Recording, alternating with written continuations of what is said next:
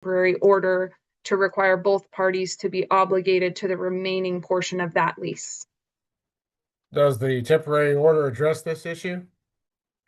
The temporary order has each party being responsible for their individual residence, which each party is currently responsible for their own individual residence. However, the parties entered into a 1-year lease agreement when they were residing together in Georgia. Mother then moved to Kansas, leaving father in Georgia. Father moved to Arkansas to be closer to the minor children, rather than in Georgia and Kansas. They're in Arkansas and Kansas. The lease goes until February.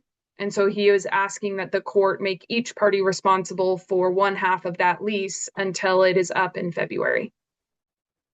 All right. Backing up a moment, Ms. Locke, what are the agreements that were reached regarding modifications of the parenting plan? Sure, Your Honor.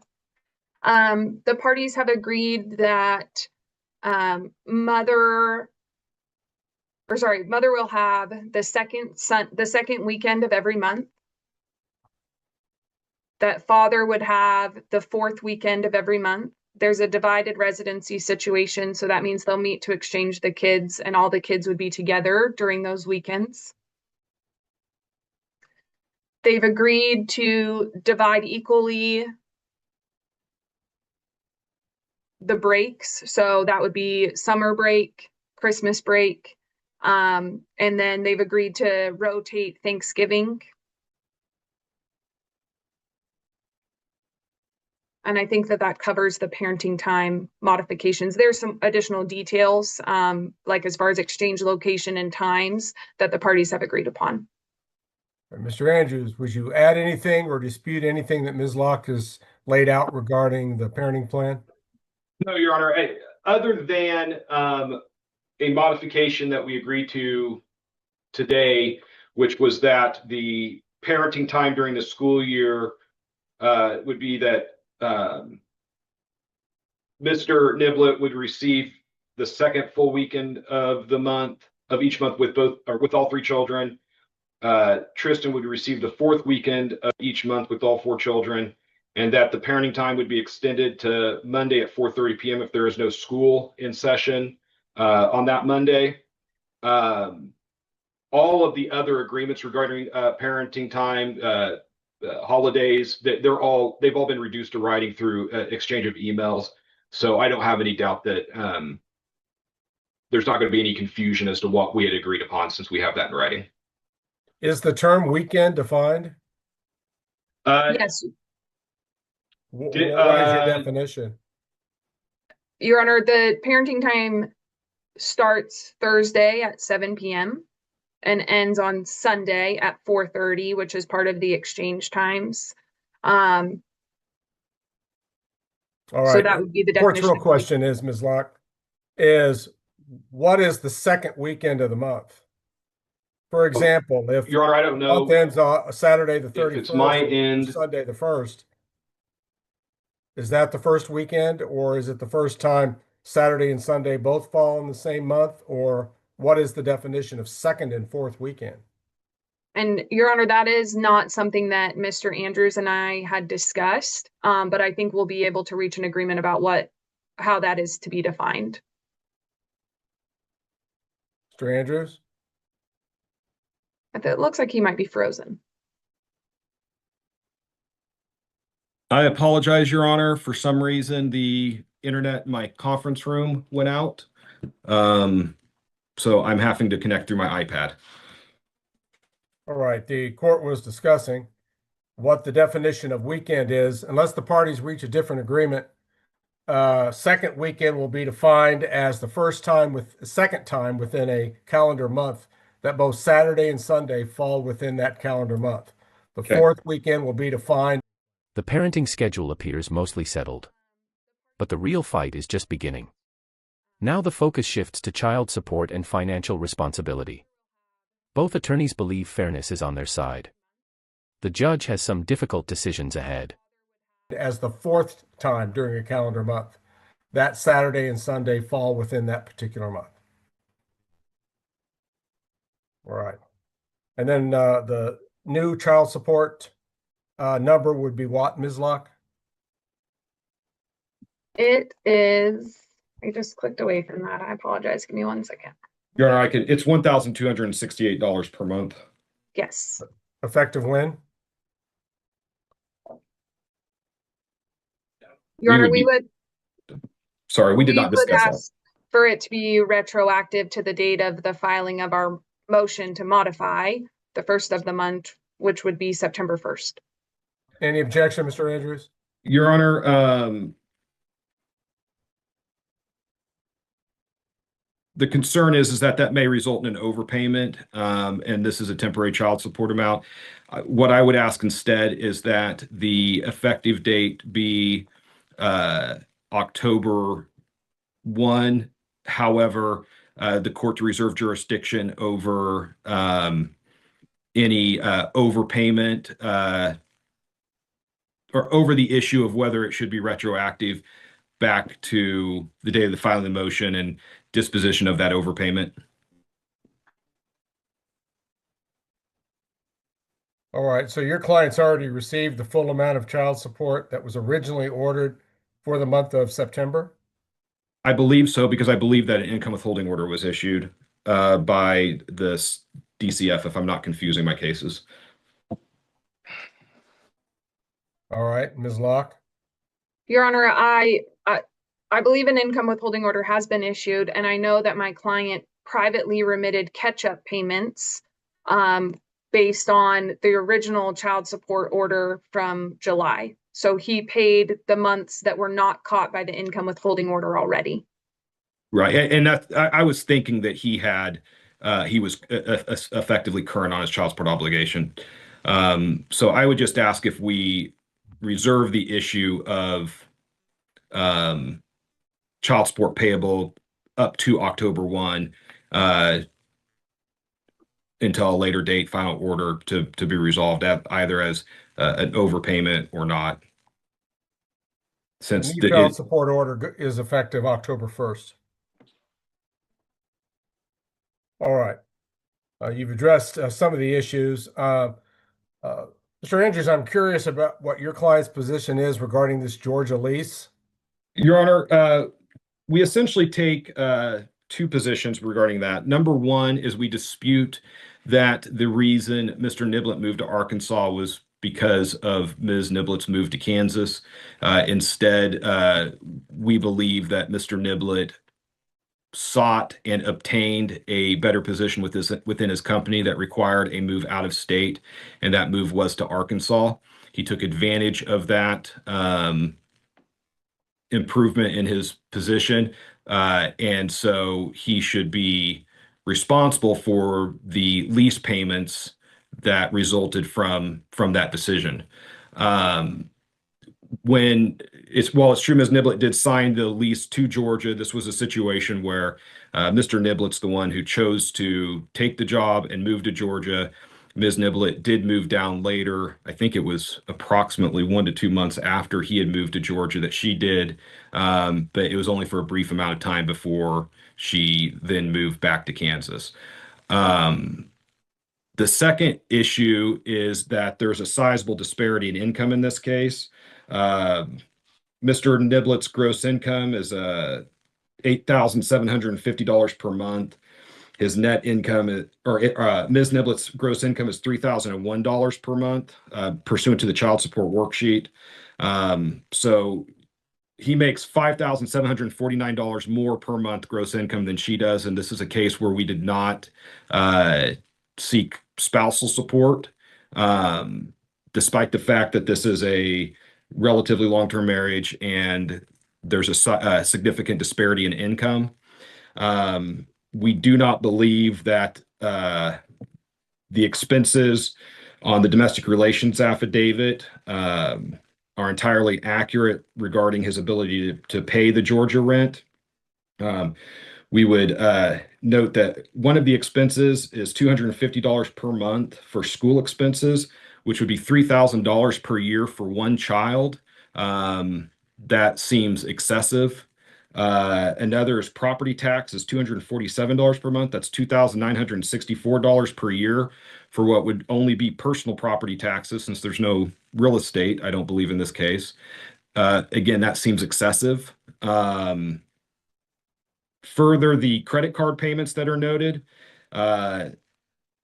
that the total of the credit card payments was $1,278.94, but Ms. Niblett has indicated that Mr. Niblett would routinely put most of his expenses on his credit cards and then pay those expenses off at the end of the month, meaning that we believe that a number of the expenses included on the domestic relations affidavit are actually paid by the credit cards and then reimbursed through the credit card payments, which effectively is doubling up on the expenses on the domestic relations affidavit. So for example, he spends $800 per month in food, but if that's being put on a credit card and then he's making payments on his credit card, he's getting credit on the domestic relations affidavit for the $800 a month in food, plus the credit card payments that's paying the $800 a month in food. And so for those reasons, we believe he has the ability to pay this Georgia rent, and that based on the disparity in income, it would be fair, just, and equitable for him to pay the Georgia rent since he's not paying spousal support. And further, we believe that the fact that he has two rents was a decision he made in order to better his financial prospects and not because of Ms. Niblett moving. The mother's attorney argues the father earns far more money. That income gap becomes a major issue in court. The father believes both parties share responsibility. This isn't just about legal obligations anymore. It's about what the judge considers fair. Back to Kansas. Mr. Andrews, wouldn't you concede that once Mr. Niblett takes $1,268 a month out of his net income, transfers it to the net income of your client, that income gap, as a practical matter, narrows considerably? I wouldn't say it narrows considerably, Your Honor. It narrows, but I wouldn't characterize that as considerable, given the fact that it's a pretty sizable. I mean, he grosses approximately $70,000 more per year than Ms. Niblett. I don't think that $1,296 a month in child support, helping her pay for the expense of the children, noticeably narrows that gap.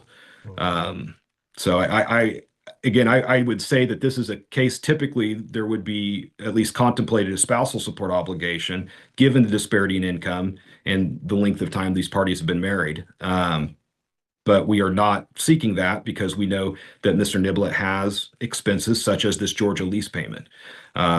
So I guess what we would ask is that if Mr. Niblett is going to ask that Ms. Niblett pay half of his expenses, that he provide spousal support.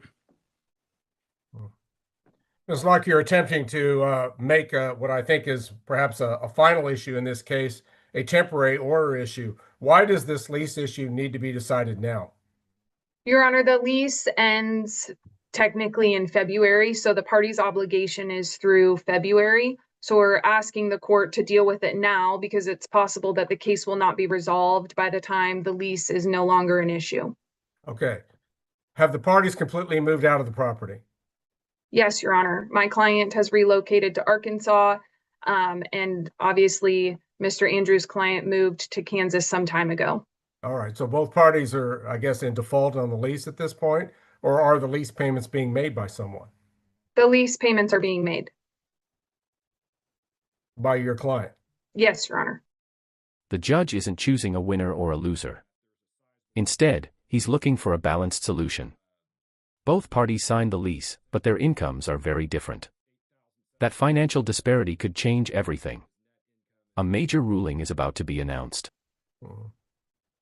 And I guess that would be another issue is I don't know what Georgia landlord tenant law is, but at least under Kansas, if you terminate the lease early, there's a obligation of the landlord to relet that property as soon as possible and at which point the lease payments would terminate. It can't just be left empty and allowed to collect those lease. So if the parties terminated the lease early, they're obligated under those lease payments until the property is re-rented. But I would expect that the landlord's going to re-rent that property, thereby obviating the need to pay the rest of the lease. But that doesn't relieve the pressure of paying 2 leases until the property is relet, if it is relet during the contract period. Plus, this court isn't aware that Georgia law would be as enlightened as Kansas law might be in a corresponding situation. The court determines that both parties are equally obligated under this lease. However, that there is a disparity in income which this court should consider.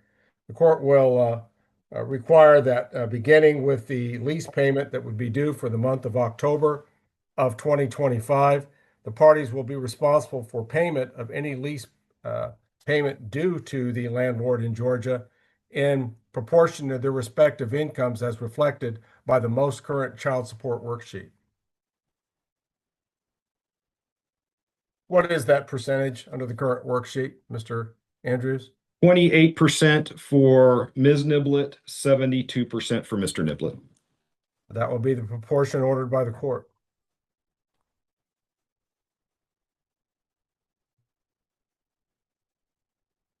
All right, Ms. Locke, you were the attorney for the movement for today's proceedings. I trust that you would be drafting a journal entry stemming from today's proceedings, which modifies the parenting plan, modifies the existing child support order with a revised child support worksheet attached, and then setting forth the proportionate share of the lease payment as ordered by the court today. Is that correct? Yes, Your Honor. All right. And you have in your possession the actual updated child support worksheet prepared by Mr. Andrews. Is that also correct?